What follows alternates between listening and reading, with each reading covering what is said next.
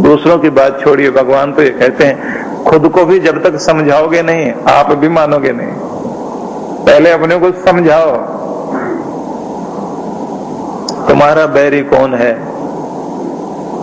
तुम्हारा दुश्मन कौन है? और दुश्मन है तो फिर ये नहीं है कि अपने अंगों को काटकर फेंक दो।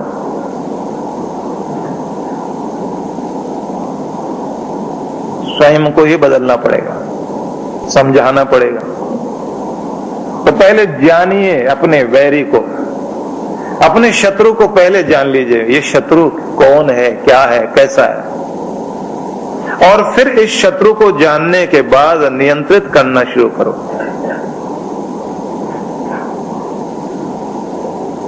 कहा जाता है अश्लील चर्चा, अश्लील चित्र, अश्लील वार्ता और गलत लोगों का संग व्यक्ति के व्यक्तित्व को बहुत जल्दी खराब करेगा। इतना बड़ा ऋषि कण्व ऋषि, सौभरी नाम का उसका पुत्र, पिता ने यह कोशिश की कि जो मेरे अंदर कमी रह गई मेरे बेटे में न रह जाए। बड़े संस्कार दिए, जगाया, संभाला, तपस्या में बैठाया। छोटी आयु में उसने तपस्या करते करते आसमान की ऊंचाइयां छुई। यौवन का उद्दाम उत्साह शरीर में था, सारी ऊर्जा शक्ति साधना में लगाता जा रहा है। लोग देखकर हैरान हैं कि बस अब अगर ये 2-4 सीढ़ियां और चढ़ गया युग परिवर्तन होगा, संसार में एक नई धारा जागेगी। लेकिन परिणाम देखिए, तपस्या करते करते एक दिन नदी में स्नान करने के लिए गया और वहां मछलियों की काम क्रीड़ा को देखने के साथ ऐसा मन में विकार जागा, तपस्या छोड़ी सीधा राजा के महल में गया और कहा मैं गृहस्थ होना चाहता हूं।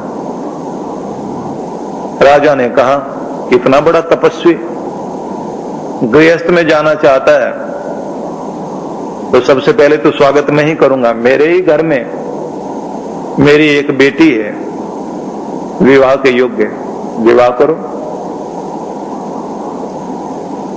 और आप देखिए कि दर्शनकारों ने, शास्त्रकारों ने सौभरी का उदाहरण दिया स्थान स्थान पर, क्योंकि ऋषियों में खलबली मच गई कि जिससे इतनी उम्मीदें थी जो यहां तक पहुंच सकता था, युग की नई लहर को जन्म दे सकता था, जाकर कहां बैठ गए। बार बार उदाहरण दिए गए। उस समय के लिखे गए जितने भी ग्रंथ है, दर्शन शास्त्र है, उनमें सौभरी का नाम आता है बार बार।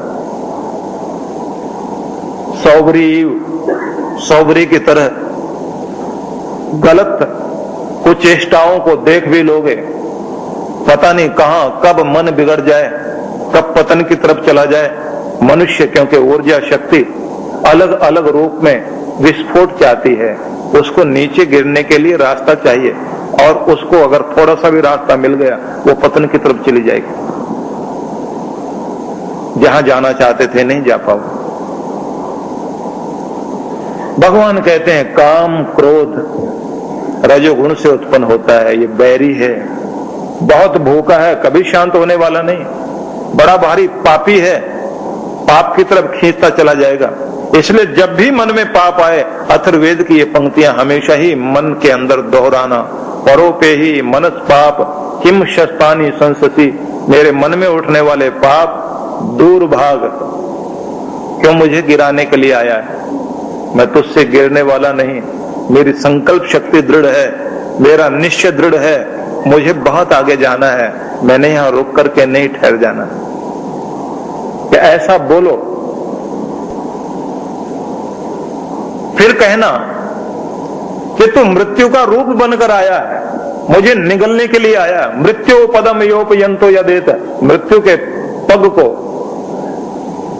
धकेलते हुए, गिराते हुए आगे बढ़ते चले जाओ, क्योंकि इसीलिए जन्म हुआ है तुम्हारा, गिराने वाली शक्तियों के ऊपर उठ सको। तो अपनी शक्तियों को निरंतर जागृत करो और जानो कि हमारा शत्रु कौन कौन है, किस किस रूप में है। दूसरा शत्रु है क्रोध। मनुष्य के अंतःकरण में उठने वाली उग्र वृत्ति, जिसके जागने से हमारा रूप भी कुरूप हो जाता है।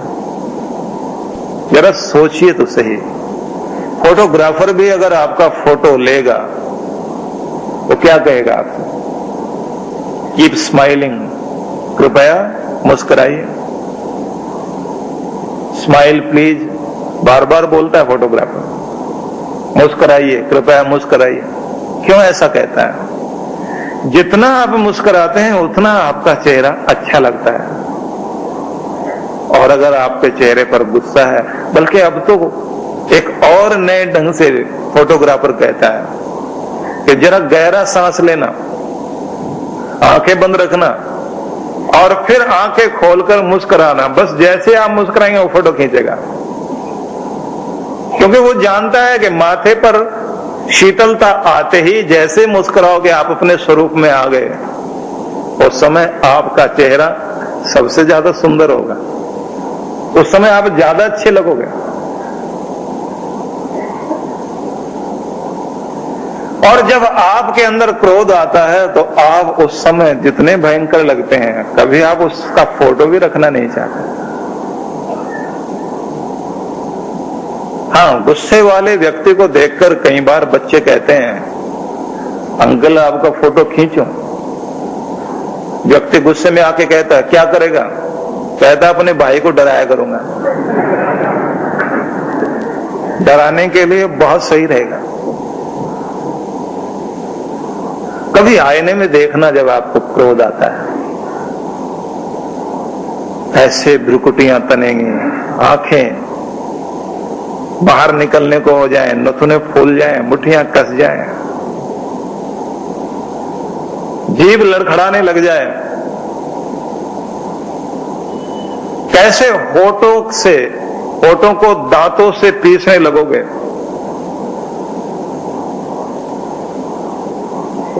बड़ा विचित्र प्रभाव होता है शरीर में, क्योंकि क्रोध की रसायन जो क्रोध के शरीर में प्रवेश करते हैं, एक तरह का विष शरीर में फैलता है